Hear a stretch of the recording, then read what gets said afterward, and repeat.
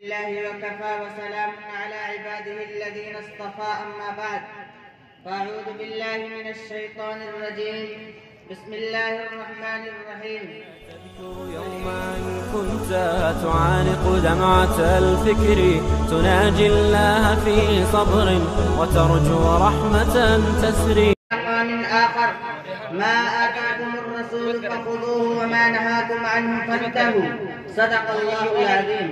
ختم سامعین، مہمانان کرام اور حکم حضرات، آج کی اس پرامن محفل میں میں آپ حضرات کے سامنے سیرت سید البشر صلی اللہ علیہ وسلم کے متعلق کچھ گفتگو کروں گا.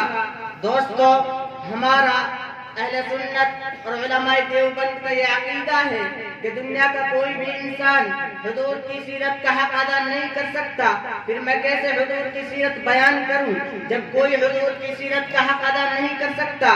تو ہم سب کا یہاں جمع ہونا کسی اور صرف نام لکھانے کے لیے ہے کہ ہمارا نام حضور کے مدح خانوں میں لکھ دیا جائے اور ہماری مثال مصر کی اس بڑھیا کی ہو جائے جو یوسف علیہ السلام کو خریدنے کے لیے روئی کی گٹری سر پر رکھ کر جا رہی تھی. راستے میں کسی نے پوچھا، اماں یوسف علیہ السلام کو خریدنے کے لیے تو بادشاہتیں آئی ہیں، حکومتیں آئی ہیں، خزانے آئے ہیں، تو اس روئی کی گٹری سے یوسف علیہ السلام کو کیسے خریدے گی؟ تو بوڑھی اماں نے کہا، بات یوسف کو خریدنے کی نہیں، بات نام لکھوانے کی ہے. خدا قیامت کے دن پوچھے گا یوسف کے خریدار کون کون تھے، تو میرا نام بھی خریداروں میں آ جائے گا. تو ہمارا یہاں جمع ہونا اس لیے ہے کل قیامت کے دن ہمارا نام حضور کے مدح خانوں میں لیا جائے. حاضرین مجلس، اس دنیا کے اندر کوئی شخص ایسا نہیں ہے جو اللہ کو مانتا ہو اللہ کے دوست کو نہ مانے، اللہ کو مانتا ہو اللہ کے حبیب کو نہ مانے، اللہ کو مانتا ہو اللہ کے پیغمبر کو نہ مانے، جس کے چہرے کو قرآن نے والضحیٰ کہا، جس کی زلفوں کو واللیل کہا، جس کے دانتوں کو یاسین کہا، جس کے سینے کو الم نشرح کہا، جس کی چادر کو یا ایھا المدثر کہا، جس کے کمبل کو یا ایھا المزمل کہا، جس کے اخلاق کو انک لعلی خلق عظیم کہا، جس کے آنے کو لقد جاءکم رسول من انفسکم کہا، جس کی رحمت کو وما ارسلناک الا رحمۃ للعالمین کہا، جس کی ہماگیری کو وما ارسلناک الا کافۃ للناس کہا، جس کے حیثیت کو بشیر کہا، نذیر کہا، جس کی عظمت میں سراج منیرہ کہا، جس کو کبھی رؤوف کہا کبھی رحیم کہا، اور یہ بتایا کہ اے پیغمبر تو رحمت للعالمین ہے، میں رب العالمین ہوں، میرے سوا رب کوئی نہیں، تیرے سوا رحمت کا تاجدار کوئی نہیں. فرمایا ساری کائنات میں سب سے اعلیٰ سب سے نرالا یہ میرا حبیب ہے. اسی پر بس نہیں، اس سے آگے چلیے. جس چیز کی نسبت نبی سے جڑ گئی وہ چیز چمک گئی، وہ چیز اعلیٰ ہو گئی.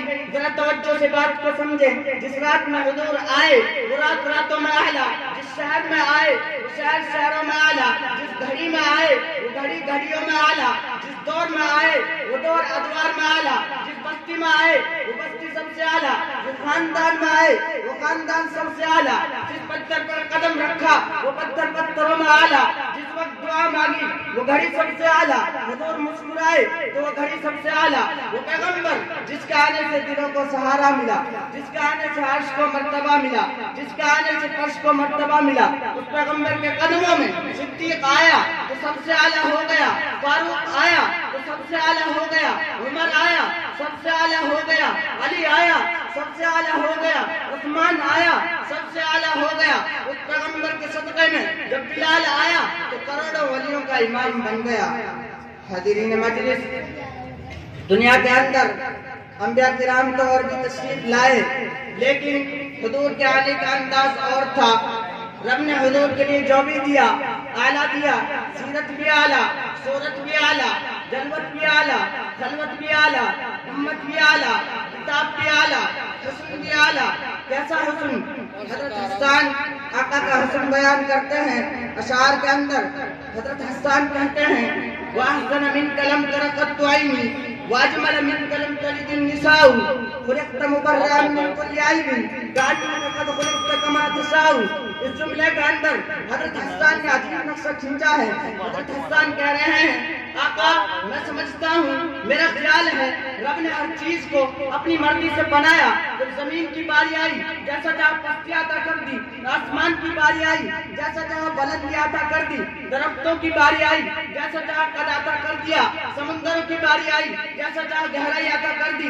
لیکن جب باری آپ کی آئی ہے میں سمجھتا ہوں، میرا خیال ہے رب آپ سے پوچھ کر بناتا گیا. رب نے پوچھا ہوگا محبوب تو بتانا تیرا چہرہ کیسا بناؤں؟ تو آپ نے کہا ہوگا اے رب میرا چہرہ ایسا بنا اگر کوئی مجھے محبت کی نگاہ سے دیکھے میرا دیوانہ بن جائے. رب نے پوچھا ہوگا محبوب بتانا تیری آنکھیں کیسی بناؤں؟ تو آپ نے کہا ہوگا اے رب میری آنکھیں ایسی بنا اگر میں کسی کو محبت کی نگاہ سے دیکھوں میرا صحابی بن جائے. رب نے پوچھا ہوگا محبوب بتانا تیرا ہاتھ کیسے بناؤں؟ تو آپ نے کہا ہوگا اے رب میرا ہاتھ ایسے بنا اگر پیالے میں ڈال دوں تو چشمے بہ پڑے. رب نے پوچھا ہوگا محبوب بتانا تیری انگلیاں کیسی بناؤں؟ تو آپ نے کہا ہوگا اے رب میری انگلیاں ایسی بنا اگر چاند کی طرف اشارے کر دوں چاند ٹکڑے ہو کر میرے قدموں میں آ گرے. یہ حضور کا حسن ہے. کتاب فطرت کے سر ورق پر جناب احمد رقم نہ ہوتا تو نقش ہستی ابھر نہ سکتی، وجود لوح و قلم نہ ہوتا. واخر دعوانا الحمدللہ. ماشاءاللہ.